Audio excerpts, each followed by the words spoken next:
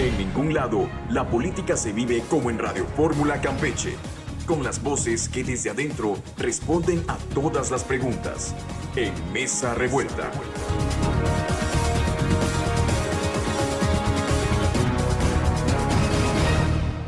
Muy buenos días, gracias por acompañarnos en Mesa Revuelta. Les saluda Homero Bojorquez. Les recuerdo que este programa se repite a las 5 de la tarde por esta misma estación y que nos vemos por la plataforma Facebook Live a través de NCS Campeche. Voy a presentar a quienes ya se encuentran en la mesa con nosotros. Alejandro Risueño Rivas, presidente de la Coparmex Campeche. Buenos días, bienvenido. Buenos días, Homero, muchas gracias.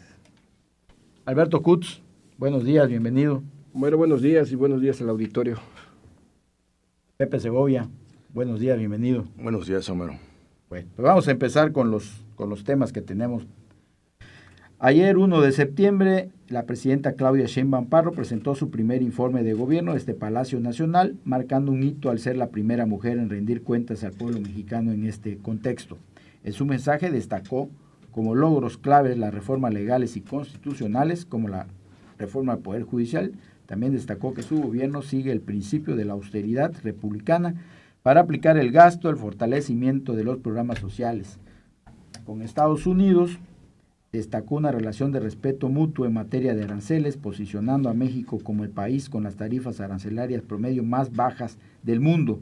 Ante gobernadores, legisladores y empresarios, Sheinbaum Parro subrayó el compromiso de su administración con la transparencia, la justicia y el bienestar social mientras se enfrenta los retos de un país en transformación. La reforma al Poder Judicial fue una mención central de su discurso, con elecciones libres para jueces y ministros en el pasado mes de junio de 2025, que según la presidenta radican en el nepotismo y la corrupción, iniciando una era de legalidad y justicia accesible.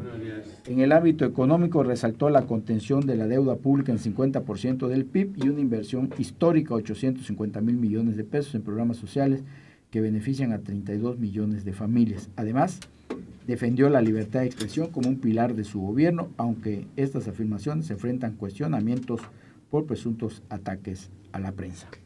Bueno, pues este tema, damos la bienvenida a José Inurreta.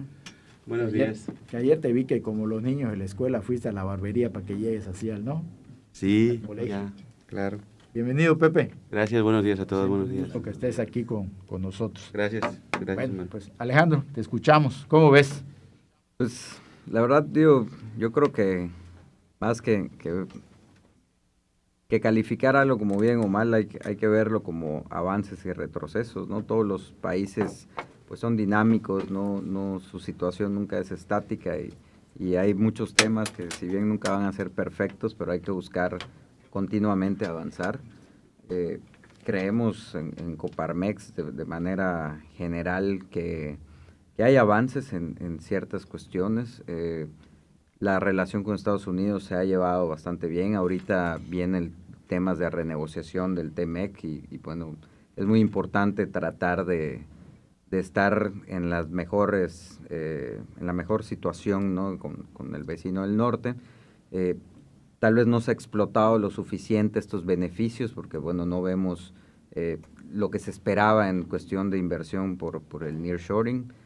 También hay retrocesos. Creemos que la reforma al Poder Judicial no fue lo mejor, no estuvo bien organizada, no hubo suficiente. Le dicen la corte del acordeón, le dicen. Exactamente, ¿no? Entonces, no podemos quitar o pensar que va a erradicar corrupción o nepotismo en el Poder Judicial, si es que había, porque pues por medio de estos acordeones, por medio de este manejo a la hora de las elecciones, pues se puede prestar a que se elija a las personas que alguien en particular quiera, ¿no? O considere más propios. Y bueno, si definitivamente, muy seguramente habían temas en el Poder Judicial, pues no creemos que haya sido la forma correcta de erradicar estos problemas. Y además hay que atender otros problemas urgentes, ¿no? Darle mucho más presupuesto a las policías, ejemplo, ¿no? A la fiscalía en cuestión de justicia. Los temas de salud, creemos que ha habido un retroceso en ese sentido porque sigue habiendo falta de medicamentos, falta de insumos en hospitales.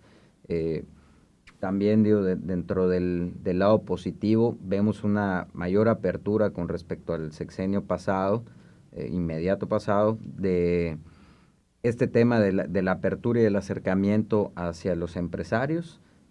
Al menos hasta ahorita es lo que se ve con el Plan México, con el Consejo Asesor.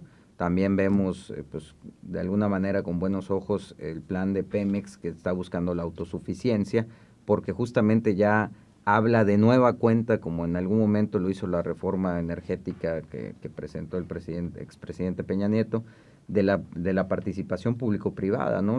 Nosotros creemos o yo personalmente no creo que el gobierno esté hecho para manejar empresas, ¿no? Vimos qué fue lo que pasó cuando López Portillo y cómo nos llevó la tiznada con ese tema. Entonces, pues bueno, es bueno que estén considerando esas participaciones público-privadas. Hay avances, hay retrocesos en ambas cosas. Es preocupante que haya un partido hegemónico y que pues todo pase, cualquier ley pase sin leerse prácticamente, ¿no?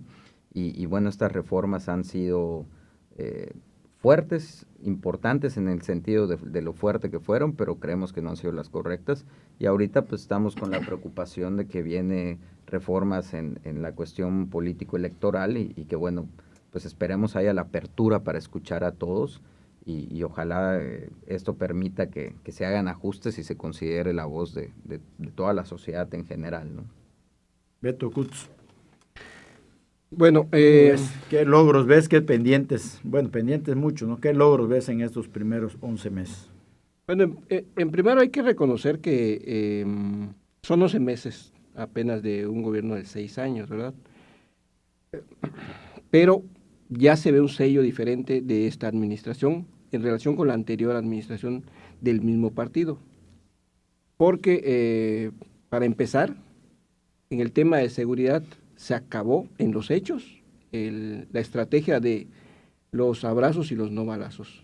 Porque con el secretario de Seguridad y Marina y el Ejército han implementado operativos que han dado resultados primero en el decomiso de estupefacientes, en las aduanas. Hay una disminución en el tema de los homicidios dolosos o de alto impacto, también en los feminicidios, bueno, es lo que dice la presidenta, y sí vemos que hay en los hechos una estrategia para atacar este mal que nos aqueja, ¿no? Y que en el gobierno de López Obrador se dejó crecer. Entonces, de alguna manera está marcando una nueva estrategia de gobierno. Relevante también me parece en el tema económico. Hay estabilidad monetaria. Hay estabilidad en cuanto al tipo de cambio. Se pensó que con Claudia Sheinbaum la moneda sí iba a ir hasta los 25 pesos en relación con el dólar. Está desde que ella llegó en menos de 19 pesos. Eso habla bien de que el asunto con el Banco de México está bastante estable, le ha dado la autonomía. Me parece que se le sigue inyectando demasiado dinero a los programas sociales, muchísimo dinero. Hay la estrategia de ella de que va a aumentar de 60 hasta en adelante el apoyo a las personas adultas mayores, ¿no? Las mujeres ya está en función. Sí, de los 64, pero viene 63, 62, al llegar a los 60. Entonces, eso es una sangría para el país porque se están viendo pocas inversiones en el país. Hay atracción de inversiones. Afortunadamente, la relación con Estados Unidos es inestable, eso hay que decirlo. Aunque ella dice que somos de los países a los que menos aranceles le aplican, la menor tasa de aranceles, pero de todas maneras, esa inestabilidad no genera que lleguen inversiones a México. Me parece que se inyectan demasiado dinero a los programas sociales y que esa balanza de equilibrio entre lo que se invierte y lo que se gasta es desproporcionada, y me parece que también hay una estrategia riesgosa de este gobierno de Claudia Sheinbaum en cuanto a Pemex, porque hace apenas 2 meses le inyectaron 240,000 millones de pesos para rescatarlo, y me parece que esa es la gran estrategia, y si falla... va a fallar. Bueno, no le pagan a los proveedores. ¿Me permite?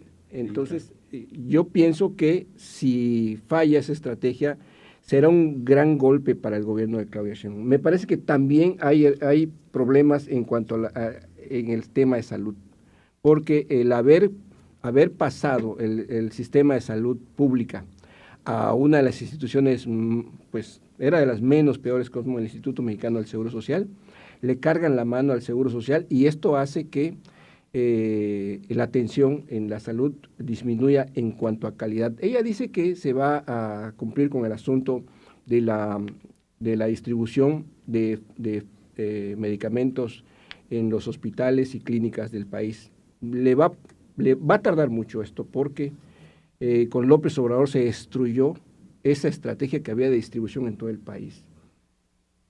Algo que es importante recalcar, que me parece preocupante, es que con Claudia Sheinbaum lo único que se hizo fue pasar todas las iniciativas que dejó el presidente López Obrador, entre ellas la reforma al Poder Judicial, que ese es un lastre que va a acompañar a Claudia Sheinbaum durante estos 6 años, porque pues tendremos un poder del Estado sometido al Poder Ejecutivo. Y si la oposición no se organiza, tendremos un gobierno unitario, unilateral, pero hay que dejar en claro algo: la oposición es demasiado catastrofista al decir que somos Venezuela. Es mentira. Hay estabilidad, pero hay una gran diferencia con los países de América Latina y México. Somos el vecino de Estados Unidos y Estados Unidos no va a permitir que se instaure una dictadura a su socio comercial más importante en el Tratado de Libre Comercio. Y fíjate lo que comentaste en cuestión de salud, fíjate, no aprendieron la lección cuando se crea hace mucho tiempo el IMSS-Coplamar. El IMSS-Coplamar daba atención en comunidades rurales, a la gente de las comunidades rurales. ¿Y qué pasó? Pues lo que le está pasando al Seguro Social, ¿no? Le cargaron la mano porque hay un número reducido, bueno, tú lo sabes, Alejandro, de patrones y trabajadores que aportan la cuota, y esa cuota sirvió en ese entonces para sostener a esa atención. ¿Qué pasó? Pues quebraron el Seguro Social porque con esas mismas cuotas, en lugar de atender a 10,000, atendían a 30,000. Sí, claro, y la atención y la calidad no es la misma. Exactamente, pues ese obvio. Buenos días. Yo creo que el gobierno, cualquiera que sea, se va a determinar por el número de acciones y el beneficio que tiene para la sociedad. Vamos a empezar por ahí. Porque esta serie de acciones muchas veces obedece por estrategia y muchas veces obedece por respuesta. Yo creo que en el caso de Claudia Sheinbaum, ninguna estrategia realmente le está funcionando. Todas las acciones que está llevando a cabo como gobierno se debe a una respuesta. Por ejemplo, el tema de seguridad pública, el tema del combate al narcotráfico. Hay que recordar que podemos hilar o podemos relacionar la presión de Estados Unidos en el tema de aranceles con una respuesta de inseguridad pública en el país, porque de pronto, en este año de Claudia Sheinbaum, aparecieron laboratorios de fentanilo que se supone no había. Apareció Huachicol, que se supone ya se había acabado. Y aparecieron personajes cercanos a Andrés Manuel en el lavado de dinero. E incluso el jefe de la barredora, que supuestamente podría ser el mismo Adán Augusto. O sea, esa fue una respuesta a una presión que no fue de México, y lo podemos hilar. 2, el tema de salud. Apenas en su informe la presidenta acaba de decir que el 90% de abasto ya está en todo el país. Yo quiero aprovechar para la gente que nos está escuchando en este momento y en la repetición, que pregunte a sus familiares que estén en el ISSSTE o en Seguro Social, si verdaderamente en esta semana van a encontrar el 100% o el 90% de medicamentos. Esa es la medida más clara y contundente que hay en la gente que sí va por el servicio de salud a estos lugares. Y basta con darse una vuelta al ISSSTE o el Seguro Social para ver nuestra realidad. O sea, tampoco es un tema que se esté cumpliendo a pesar de que se dijo. Cuando estuvo acá, la presidenta dijo... Anunció que para julio. Para julio lo había anunciado. ¿Dice aguanto? Ese es por 2. La tercera, el tema de las famosas reformas, y aquí ya lo comentaron. Una reforma que se le heredó, una reforma que sacaron ahí con una serie de movimientos al atraer opositores a la votación, que finalmente también el día de ayer la Suprema Corte tomó protesta. Una Suprema Corte que lo que menos tiene es ser legítima. Hay que recordar que de 1 de cada 10 mexicanos votaron por esos personajes. Personajes de que por lo menos 4 están relacionados directamente con Morena y con Andrés Manuel López Obrador. ¿Qué es lo que tanto criticó este partido Morena? Como con la relación que supuestamente había entre la presidenta saliente, que ya no está, ¿sí?, con Peña Nieto o con el PRI. O sea, dense cuenta de cómo está el ambiente. Coincido con Alberto, me parece que hay programas sociales en exceso, son importantes. La bandera de los programas sociales, sin duda, pegó en el 2018, tanto es así que se han mantenido y hoy han crecido. Programas sociales que ha tenido en jaque al gobierno federal porque es un presupuesto muy importante que se va, pero ojo, esos programas sociales realmente no están reduciendo la pobreza, al contrario. Bueno, pero los números dicen que sí. Bueno, las tablas y los números y las encuestas, yo la verdad, son solamente como una herramienta y no necesariamente son objetivas, ¿sí? Pero lo cierto es que tanto programa social ayuda, sí ayuda, pero no resuelve la problemática de raíz, que es la falta de empleo que hay para cualquier ciudadano mayor de edad en este país. Llámese cualquier estado de la República, incluyendo el estado de Campeche. El gobierno federal ha sido incapaz, junto con los gobiernos de los estados como el estado de Campeche, de generar una inversión al estado, a ser atractivo para otros inversionistas nacionales o extranjeros, para generar obra, infraestructura y generación de empleo. Esto no está sucediendo. Basta con preguntarle a la gente que nos está escuchando, una vez más, es la segunda tarea que dejamos aquí con los amigos que nos ven, ¿sí? ¿Cuántos familiares y amigos, jóvenes y adultos, están buscando empleo y no lo encuentran? Por eso hay mucha informalidad en el país y en el estado y en los municipios. Sí, aquí en la ciudad de Campeche la muestra está en las calles, ¿no? Entonces, en las plazas, vemos que ha crecido la informalidad. Importante. Entonces, yo me pregunto, ¿realmente cuál es la acción por estrategia propia que ha tenido Claudia Sheinbaum en un año? Ninguna. Ninguna acción por estrategia propia ha crecido este gobierno en su primer año. Todo ha sido a base de respuestas por una acción, ya sea de ella o no. Yo creo que la presidenta de la República, ahora sí, en un ambiente político, que tiene la oportunidad de sacudirse, o tuvo la oportunidad de sacudirse el tema de la reforma judicial, que lo pudo hacer, no lo hizo, se encaprichó también. Tuvo la oportunidad, o tiene aún la oportunidad de hacer cabildeos políticos para que su partido político Morena se desprenda de aquellos lastres que han contaminado este país, para que pueda ella emerger como una presidenta que pueda realmente hacer cambios en beneficio para el país. Pero eso está muy lejos que los veamos. Entonces, creo que de lo único que podemos hablar de manera positiva y de verdad soy muy objetivo, es que es el primer año inédito de una mujer al frente del país, que es un reconocimiento a las capacidades de las mujeres en política y en muchas partes del país. Lamentablemente, el género no significa que sea igual a capacidad, porque tenemos ejemplos de sobra, como en el estado de Campeche, donde el ejemplo no es igual capacidad a género. Y lamentablemente, quienes salen perdiendo somos los ciudadanos, ya sea en todo el país o en el estado de Campeche. Bueno, vamos a un corte y regresamos con los comentarios de Pepe Inurreta. Continúa en Mesa Revuelta. Haz contacto con los editorialistas en Twitter, @NCS Noticias, y opina al 981-13-8-1142.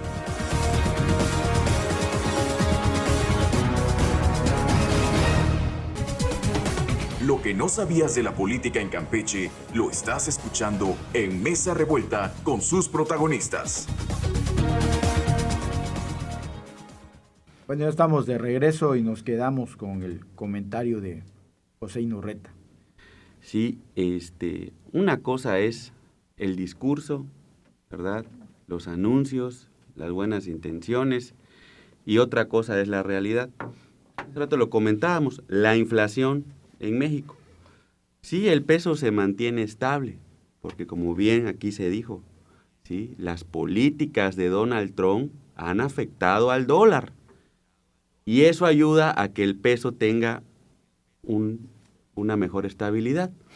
Pero la inflación en México, cuando vamos al súper, cuando vamos a comprar una refacción o cuando necesitamos algún insumo, todo es más caro. Entonces, el peso podrá estar estable, pero si la inflación no la bajan, ¿sí? Entonces, ¿cuál es el beneficio económico para la gente? Que el peso esté estable. Pues creo que es muy poco, ¿sí? Porque, insisto, vas al súper y compras algo, sobre todo de los carros, alguna pieza que se te friegue y todo está más caro. La salud, ya lo decía bien Pepe Segovia, sí, la presidenta dijo que al día de hoy el 90% de los medicamentos están surtidos. Eso es mentira, miente con todos sus dientes. La señora le debería dar vergüenza decirle eso al país, porque hoy que se levantaron varias madres o señores y van a los centros de salud, les dicen no hay, o no llegó el doctor, o no hay suficientes doctores, que eso también pasa. Sí, y ahí vemos, yo no tengo nada en contra, lo vi en la prensa, que le dan otro contrato a los médicos cubanos, no tengo nada en contra del pueblo cubano, pero no hay médicos mexicanos que necesitan ese trabajo, que necesitan ese contrato. ¿Qué pasó ahí? Bueno, el argumento es que los médicos mexicanos no quieren ir a esas comunidades apartadas, ¿no? Eso es mentira. Eso es mentira. Los médicos llegan a Espujil, llegan a Candelaria, llegan a Palizada. Eso no es cierto.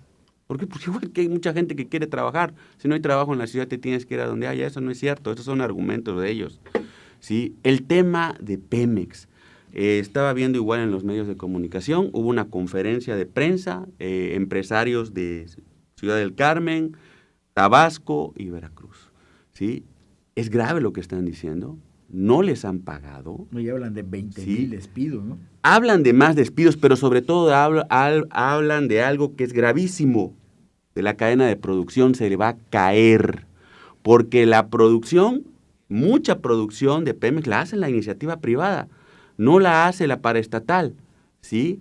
Entonces, al no pagarle a estas empresas, al impago, como le llaman, viene el quiebre, vienen los despidos, menos producción petrolera. Entonces, es importante que se les pague a esas empresas, ¿sí? Para que no se caiga más la producción. Entonces, esos 200 millones o 200,000 millones que anunciaron, se van a ir al caño. Se deberían ir de pagar. Ese dinero deberían haberlo invertido en toda la gente que le deben, ¿sí? Eso sí sería un buen rescate.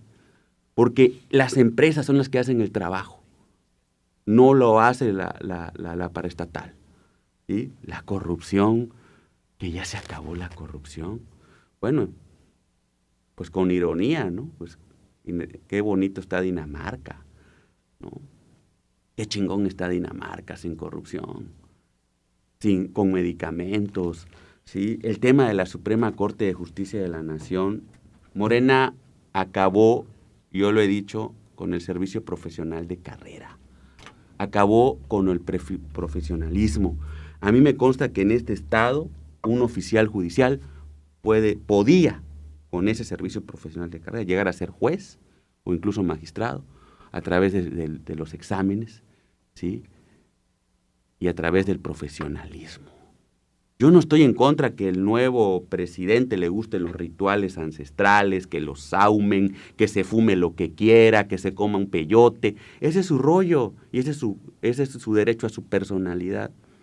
Pero ¿dónde está el profesionalismo que requiere ese cargo, que requiere el poder judicial? ¿O qué? Cuando llegue una persona y presente un juicio, tiene que llegar con un saumerio. O sea, y no tengo nada en contra de eso. A mí también me gustan las limpias. Pero una cosa es la limpia y otra cosa es el profesionalismo. Bueno, hay que dejarlo muy claro. A muchos de mi generación no les gustaba mucho la limpia porque era como un cinturón, ¿eh?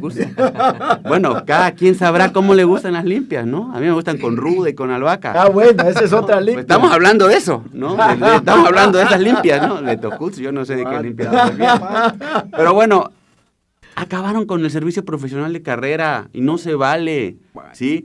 Porque esos jueces y magistrados fueron electos a través del fraude, a través de un acordeón, por el amor de Dios. Presumen, este es el primer país del mundo que elige, sí, a través de un acordeón, cuando debería de ser a través del profesionalismo, ¿sí? Porque hay cargos como esos que requieren gente profesional. Ahí hay jueces y magistrados que están relacionados con el Chapo Guzmán, ¿sí? Lo dice un montón de gente. Entonces, ¿dónde está que se va a acabar la corrupción? Esos jueces y magistrados van a estar al servicio de Morena y van a meter a la cárcel a los adversarios de Morena y a los rivales políticos de Morena. Eso es lo que van a hacer, ¿sí? Y como no somos Venezuela, pero para allá vamos, porque es lo que hacen allá. ¿Qué hizo Chávez? ¿Qué hizo Maduro? Acabó con el Poder Judicial, acabó con todos los organismos, ¿sí? que servían como un contrapeso. El logro de nuestra joven democracia a partir del 2000 a la fecha fue precisamente eso: contrapesos, división de poderes, libertad de expresión, autonomía, con sus defectos, sí, con corrupción, sí, pero democracia, ¿sí? Hoy estamos en una situación de autoritarismo total, a un paso de volvernos algo muy parecido a Venezuela, ¿sí? Donde la gente no puede ni tiene libertades en muchas cosas. Lo que sí hemos gozado en este país, gracias a nuestra joven democracia. Es el primer año de Claudia Sheinbaum. Pues bueno, hay que otorgarle el beneficio de la duda. Ojalá pueda cumplir su compromiso, ojalá de surtir al 100% las medicinas en todos los hospitales y centros de salud. Y ojalá hagan algo por la inflación, porque de nada sirve que el peso esté estable. Insisto, eso es por las locuras de Donald Trump y sus políticas económicas. De nada sirve si no tenemos una inflación controlada o a la baja. Es todo. ¿Tú querías? Sí, yo quiero precisar algunas cosas que también me pasó en mi primera intervención, pero no me dio tiempo. Me parece que que tengamos una mujer presidenta en México es interesante, ¿no? Porque después de casi 200 años de tener un país en forma, llega una mujer y me parece que tiene un sello particular, como está gobernando Claudia. Quiero aclarar algo: yo no estoy a favor de Morena ni de sus prácticas políticas, pero en el primer año y segundo año de un gobierno se nota hacia cuál es su línea de trabajo y su línea de acción. Y voy a hacer una analogía en cuanto al gobierno de Laida Sansores y el de Claudia Sheinbaum. En el de Laida Sansores, en el primer y segundo año le llamaron evaluación. Primer año. En su primer y segundo año. Porque en Diagnóstico. El segundo, claro, fueron diagnósticos. No hubo ni una acción y los 24,000 millones de pesos anuales, es decir, 48,000 millones de pesos, se perdieron. No hubo nada de trabajo. Entonces, en este primer año de Claudia Sheinbaum sí estamos viendo cosas. Proyecto. Vuelvo a insistir, proyecto, no hay que ser catastrofistas. Por ejemplo, hay una diferencia con el gobierno de López Obrador en el tema energético. Ella cree y se está invirtiendo en el norte del país en energías limpias. La energía eólica, la hidráulica. A diferencia de López Obrador, que pensaba que eso afeaba el ambiente, el paisaje, ¿no? Eso habla de la ignorancia de una persona. Claudia es una mujer preparada, tiene claro también que conducir un país no es fácil, y menos un país como México, en donde estamos hablando de casi 130 y tantos millones de pesos. Y tiene, perdón que te interrumpa, Alberto, pero tiene la presión exterior con el vecino y tiene la presión interior. Sí. Con la herencia que le dejaron de Adán Augusto, de Ricardo Monreal, de Fernando Noroña. A eso voy. Y creo que en lo político ha sabido capotear todo ese escenario que le dejó López Obrador en la Cámara Baja y en la Cámara Alta, ¿no? Y además de lo que está haciendo la oposición. O sea, yo creo que Claudia sí va a hacer un gobierno diferente al de López Obrador. Y por último, me gustaría precisar que pues una semana antes de su informe de gobierno, la presidenta tiene una aprobación del 7.4% de aprobación. Es decir, o el 74% de aprobación. O sea, está muy bien. Me parece que la oposición, vuelvo a insistir, tiene que organizarse para poder ser competitivo en el 2027. Y lo hago desde una perspectiva de análisis Por eso político. nos vamos a unir. Desde una perspectiva de análisis político. Porque a nadie le conviene, aquí lo dijo alguien, creo que lo dijo Alejandro, Agrego, ¿verdad? que no nos conviene tener un país donde donde haya un partido único.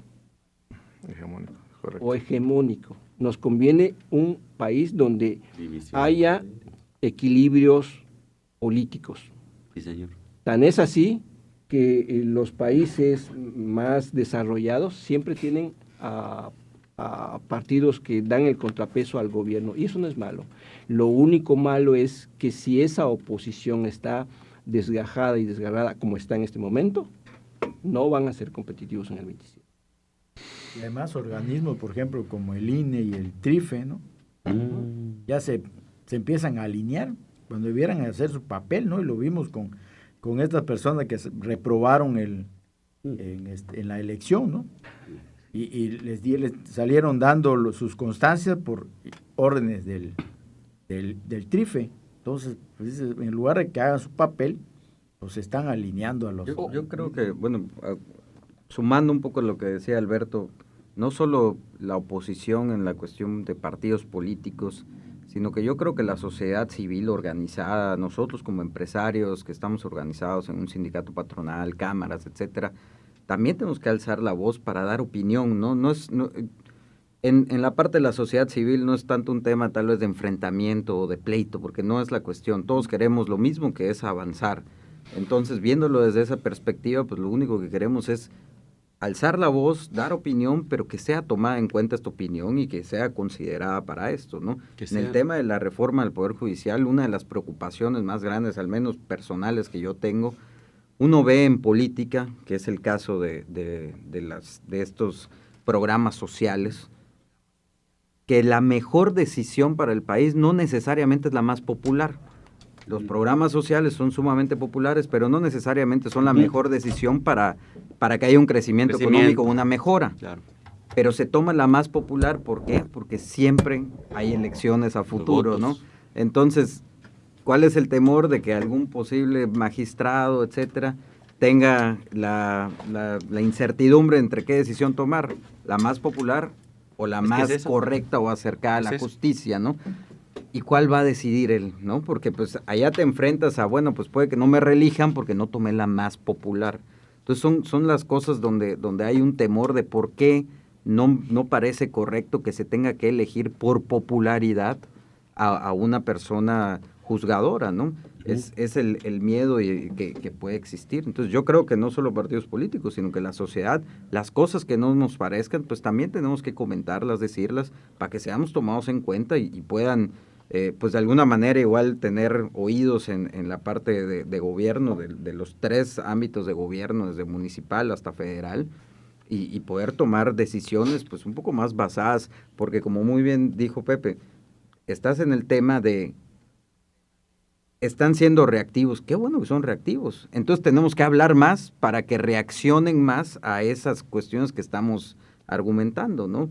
Si no lo hacemos, si estamos todo el tiempo callados, pues parece que todos estamos de acuerdo con lo que sucede, ¿no? Yo creo que lo que comenta Alberto coincide un poco. Yo creo que el momento ahorita de la oposición hace estar a argumentar y debatir en las cámaras. Lo que está buscando el partido en el poder, evidentemente, es ser un partido hegemónico. Digo, ahí viene, ya está anunciado la reforma electoral, que seguramente lo que están buscando es el reducir o desaparecer la representación proporcional, lo cual llevaría a ella a tener mayoritariamente o por demás las 2/3 partes del Congreso de la Unión, ya sea o la Cámara de Diputados o la Cámara de Senadores, para aprobar cualquier tipo de ley a modo. Entonces, eso es lo que está buscando realmente el oficialismo y Morena. Creo y considero que los partidos políticos de oposición están haciendo lo que tienen que hacer. Lamentablemente hemos visto sucesos que no ayudan mucho a pensar de la línea de un político en cómo debe de actuar o en un posicionamiento o una actuación arriba en tribuna. Pero creo que... Estás hablando de los recientes hechos, Sí, ¿no? claro, por supuesto. Pero No podemos justificarlo, pero no podemos decir que la oposición no está haciendo su trabajo. Porque es eso, es señalar, criticar con objetividad lo que está sucediendo en el país, lo que se pretende hacer a través de las cámaras. Entonces, creo que sí hay un trabajo de oposición, en la oposición. Creo que hace falta una mejor coordinación. Creo que los partidos de oposición tienen que definir ya realmente cuál va a ser, qué es lo que están buscando como partidos políticos. Es decir, si se van a sumar al oficialismo, si realmente van a hacer oposición, ¿sí?, buscando un resultado positivo para ellos en la próxima elección constitucional. Creo que esa es la definición que hace falta de varios partidos políticos en este momento. Sí, digo, doy la bienvenida a Ricardo Medina. Muchas gracias, Ricardo Mero. va a hablar ya en el otro bloque, porque no. Bueno, yo estoy a favor de que reduzcan el número de plurinominales, no de que desaparezcan, porque en realidad esto se ha distorsionado en los últimos años y hoy lo vemos con los plurinominales que están en el Senado y en la Cámara de Diputados Federal, ¿no? ¿Quiénes están? ¿Quiénes son los plurinominales? Los dirigentes de los partidos, exdirigentes, los cuates de los dirigentes. Entonces, creo que se perdieron también en este camino de que sea la representación, de que democratice y tengan voz la minoría. Pero la cancelación no quiere decir que sea necesaria una mejora. O sea, quitarlo no ayuda a mejorar. Hay que buscar las formas de mejorarlo. Bueno, vamos al corte y regresamos con los comentarios de Ricardo Medina. Mesa Revuelta regresa con la opinión de sus editorialistas.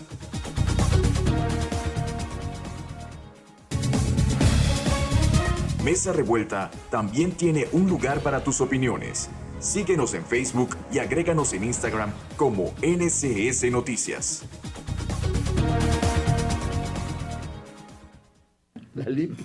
Bueno, ya estamos de regreso. Voy a dar unos mensajes del mundo de antes. No Seamos autocríticos.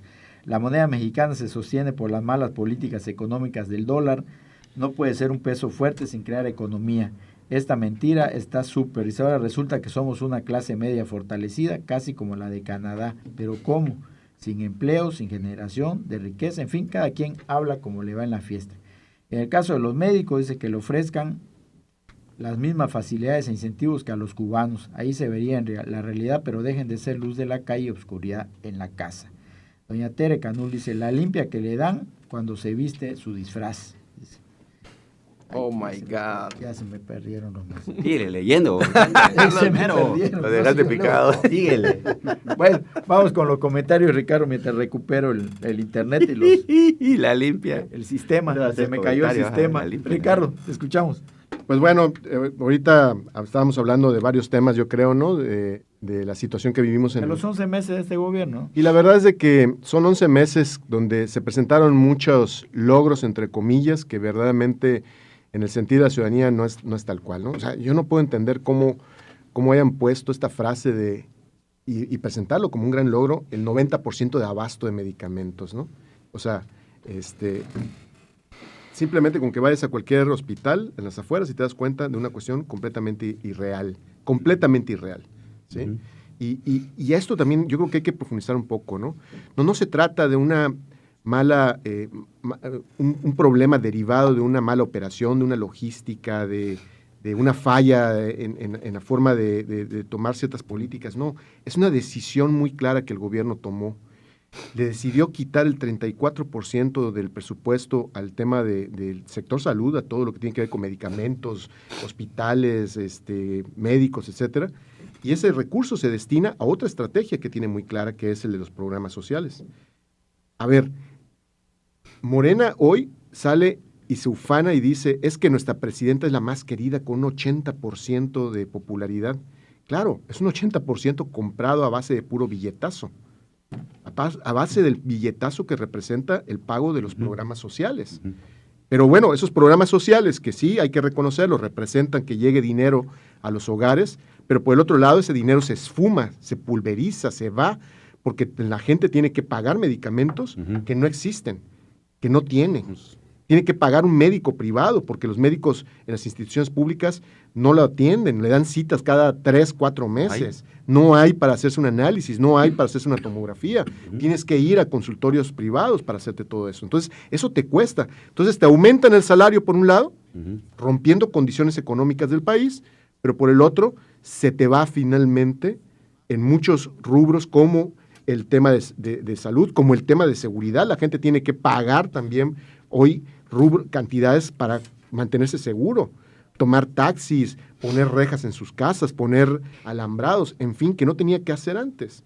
Entonces, son muy engañosas estas cifras, son muy engañosos estos resultados. El otro tema que presentaban era el abatimiento de la violencia, ¿no?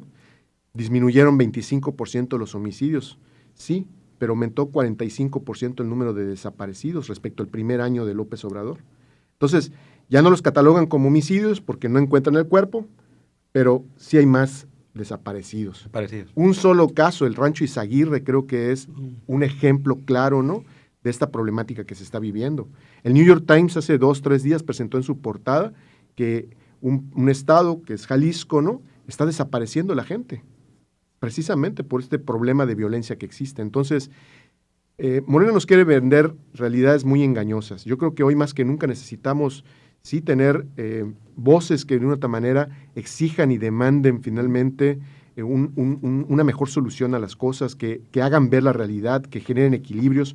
Un grave retroceso en nuestro país es esto, que se están perdiendo equilibrios, lo está pasando con la Corte, está pasando con el INAI, está pasando con muchos organismos, pero también finalmente está pasando porque se tiene una campaña clara, evidente, no es un tema de una casualidad, sino es una decisión política del gobierno de Morena de acabar y limitar con la libertad de expresión, con la libertad de prensa, para de una otra manera aplastar a quienes pueden ser voces críticas. Entonces, hoy más que nunca necesitamos de espacios de opinión, de gente que se informe, de gente que señale, de gente que ponga el dedo donde está la llaga, porque de otra manera nuestro país simplemente va a ir para peor.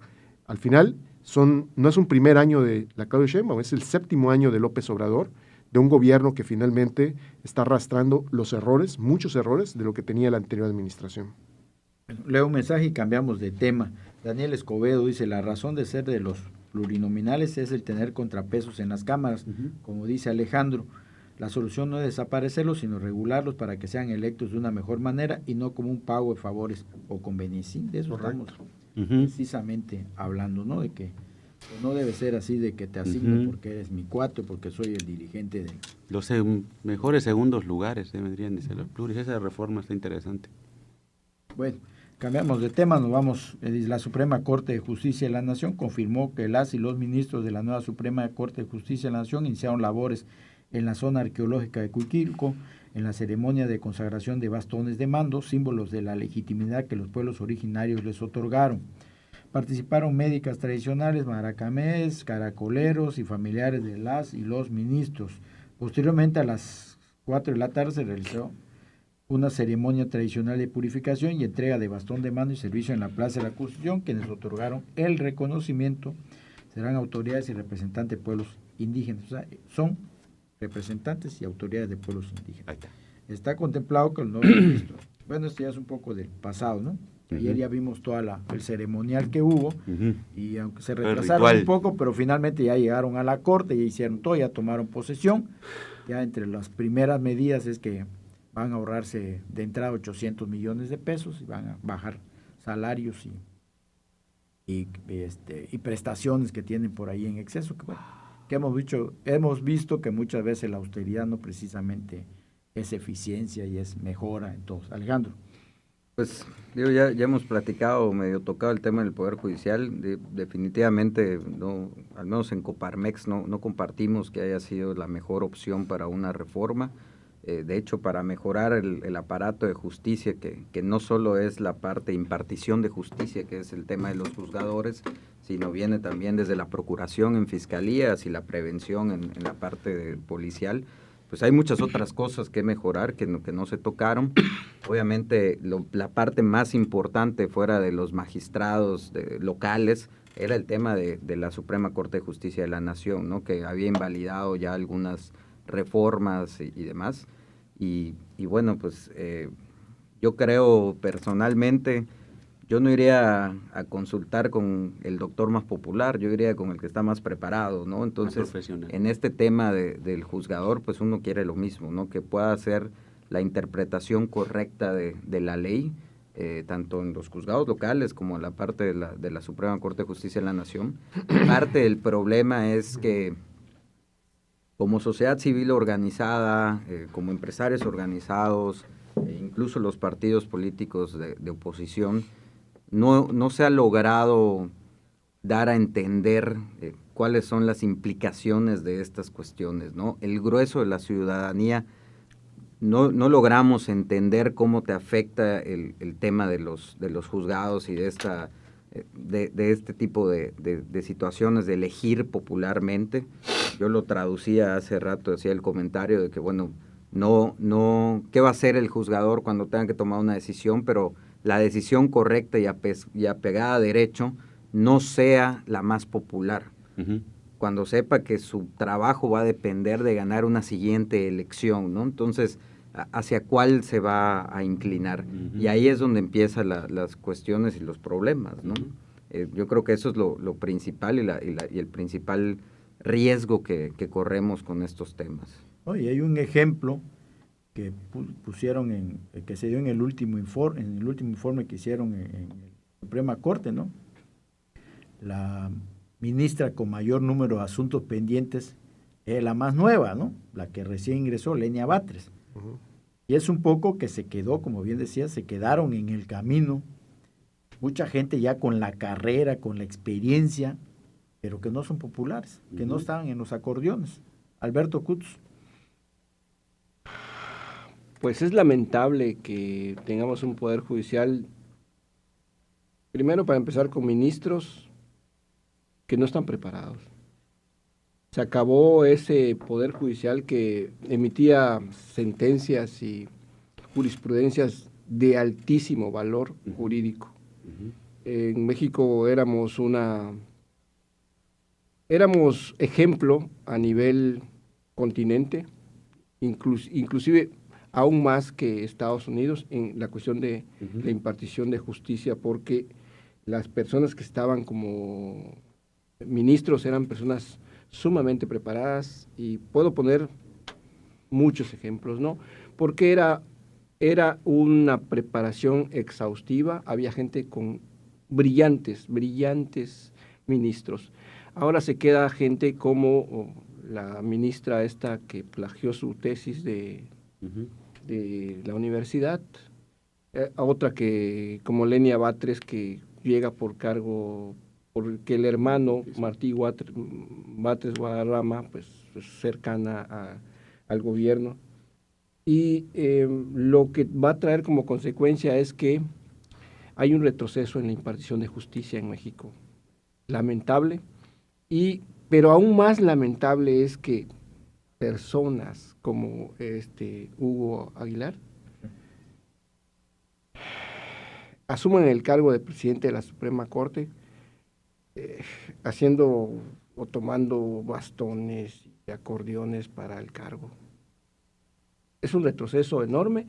Yo creo que estamos hablando de un retroceso de por lo menos 50 años de lo que vamos a vivir uh-huh. a partir de esta Corte. Uh-huh. Y lamentable porque se pierde todo un historial uh-huh. de asuntos jurídicos en las que México, vuelvo a insistir, era ejemplo a nivel continental. Uh-huh. Bueno, antes de irnos al corte, Martín Amabile dice: Carrillo, buenos días, saludos. Bueno, vamos al corte y regresamos con los comentarios de Pepe Segovia. Los radioescuchas de NCS tienen su lugar apartado en Mesa Revuelta. Sigue escuchando Radio Fórmula en www.ncscampeche.com. Lo que no sabías de la política en Campeche lo estás escuchando en Mesa Revuelta con sus protagonistas. Ya estamos de regreso. Ever Trujillo dice: la peor herencia que nos dejó el PRIAN no fue la inseguridad y el narco enraizado en el sistema político. Y miren que eso es una gran catástrofe. Pero lo peor es que nos dejó una herencia de una población enferma. Primeros lugares en hipertensión, diabetes y obesidad, que son la antesala de otros padecimientos. Gracias, PRIAN, dice. Jesús Pelícano Carballo dice: señor Medina, y los que se quejan de hospitales, curiosamente yo conozco nada más 3 familias de adultos mayores y a todos les han dado buen servicio en Seguro Social. Hay que ir a hacer fila, nada más operaciones bien en Campeche. Uh-huh. Bueno, pues ya estamos, seguimos. Samantha San Román dice: los ciudadanos en Campeche no creen en las instituciones, jueces de control son unos corruptos.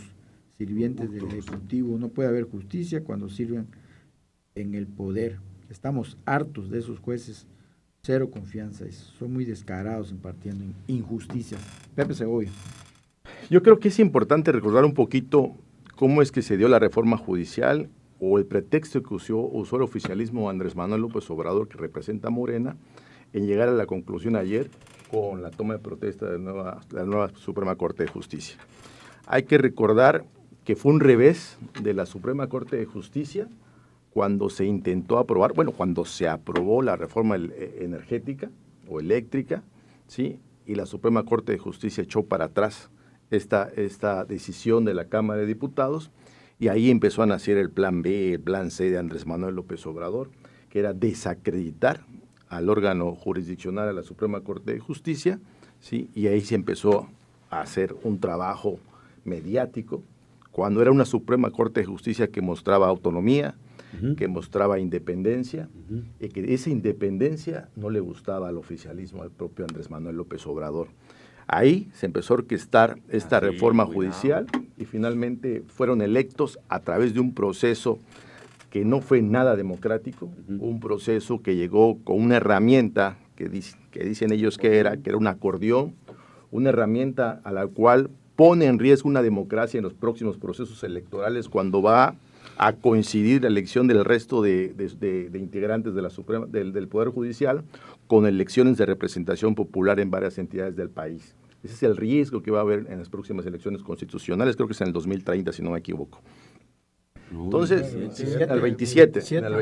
En Campeche ya en el 27 se van a elegir los... Entonces, esa relación, entonces son electos estos integrantes de la Suprema Corte de Justicia con otros jueces y ministros, pero lo que estamos viendo entonces es que no hay una legitimidad, decía hace un ratito, de quienes llegan al poder, porque no solamente llegan sin experiencia, evidentemente llegan sin capacidad, sí llegan sin conocer realmente el ejercicio del Poder Judicial, pero sí llegan con una relación muy cercana al poder, como Lenia Batres, como Yasmín Esquivel, como Loreto Ortiz, que fueron propuestas del propio Andrés Manuel López Obrador, cuando solamente en la Suprema Corte anterior, solamente tenían a Norma Piña, a la cual le traían todo el aparato del Estado en contra, como representación del Poder Judicial, que no se alineaba a Andrés Manuel López Obrador. No, y no se alineó hasta el último momento. Así es. Además le sumamos el nuevo presidente de la Suprema Corte, Hugo Aguilar, que era un operativo de Andrés Manuel López Obrador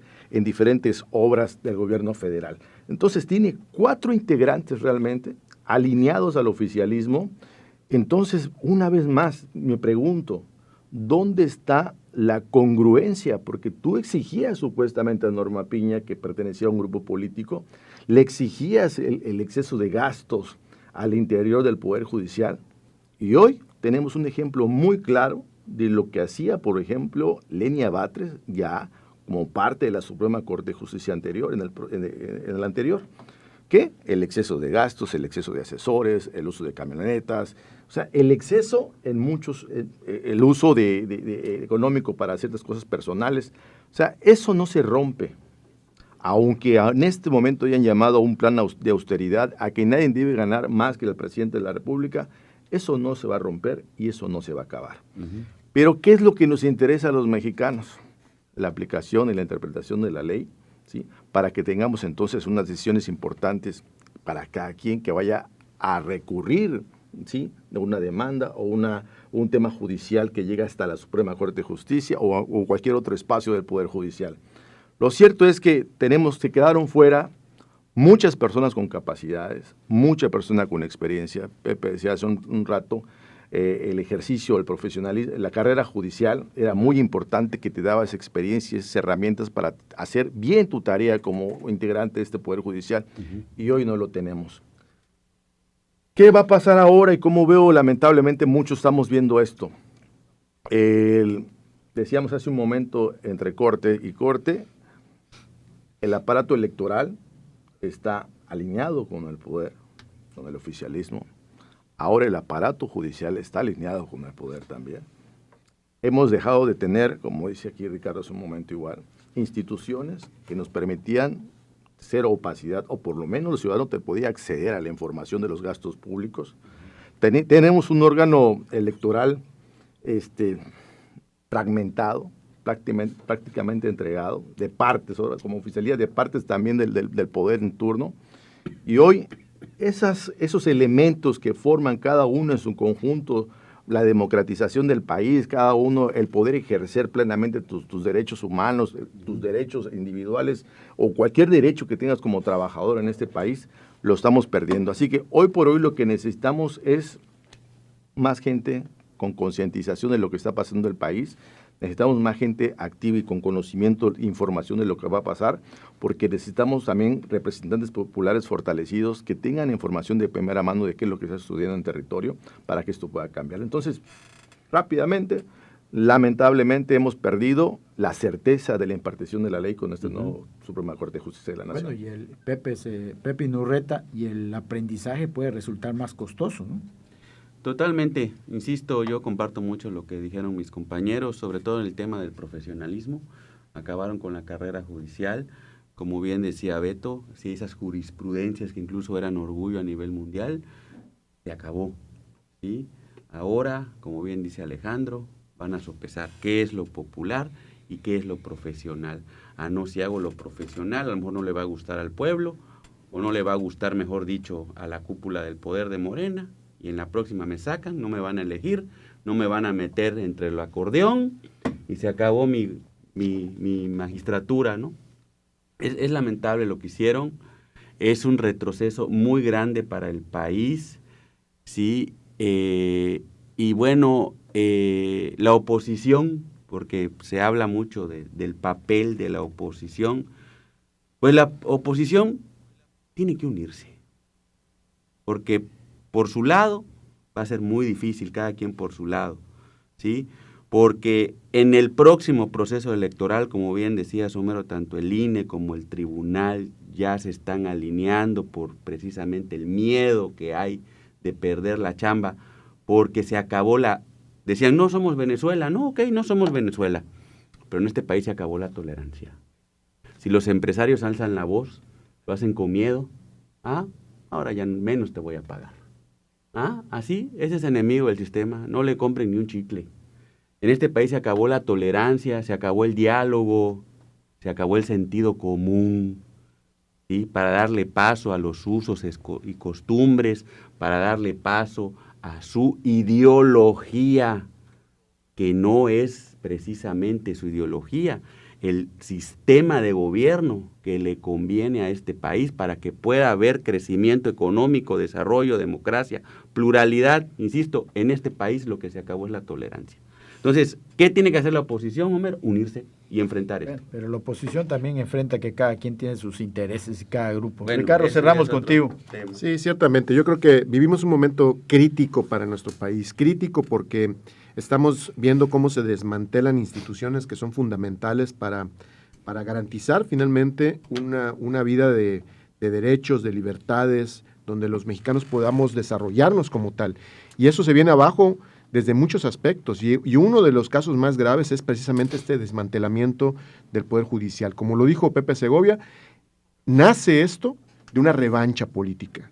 López Obrador no pudo soportar, no pudo aguantar que le dijeran que no por parte de la Corte. Y entonces él se dio cuenta de que para tener el total control, para tener una dictadura como lo es, una dictadura democrática, porque no estamos hablando de las dictaduras de los 80s, de los 70s, donde una sola persona ejercía todo. Aquí son instituciones, pero todas las instituciones alineadas, todas las instituciones con un objetivo, con un color, con un interés, donde finalmente no están ahí para cumplir con su responsabilidad, como lo es un poder judicial independiente, sino para cumplir los intereses del gobierno. Y entonces, pues, hacen toda esta faramalla de llamar una elección para elegir libremente a ministros, jueces y magistrados. Fue una elección donde el pueblo no lo compró, no salió a votar, hay que recordarlo también esto. La gente no compró esa gran mentira, no salieron a votar y fueron electos por menos del 10% del padrón electoral quienes hoy integran esta importantísima función. Entonces, verdaderamente es grave porque vemos ahí gentes que están vinculadas con la defensa de narcotraficantes, gentes que están vinculadas con integrantes de gobierno, porque vemos que finalmente no están, como ya se mencionó muchas veces, gente capaz, los mejores, los líderes finalmente en opinión en temas legales, sino simplemente gente que le va a resultar cómoda al poder. Entonces, la Corte tiene una función importante, defender la ley, defender los derechos de las personas. Hoy, esta Corte no es garantía de que eso ocurra. Tenemos que estar atentos. Ya realmente nuestra defensa como sociedad queda en la gente. Si los ciudadanos, si los mexicanos no nos organizamos, no hacemos lo que nos toque finalmente por defender nuestros derechos, luego lo vamos a lamentar. Hoy en el Congreso de Campeche se aprueba la ley de expropiación. Y entonces, qué casualidad que se esperó que hubiera una nueva corte a modo para sacar esta reforma. Vamos a ver los efectos de todo esto. Grave eso. Bueno, pues agradecemos a Alejandro Risueño, Alberto Kutz, José Segovia, José Urreta, Ricardo Mina, que hayan estado en la mesa, pero sobre todo a usted que nos escuchó y nos vio. Nos vemos el próximo. Eso. Los editorialistas de Mesa Revuelta regresarán el próximo martes a las 8 de la mañana para defender con la razón sus ideologías.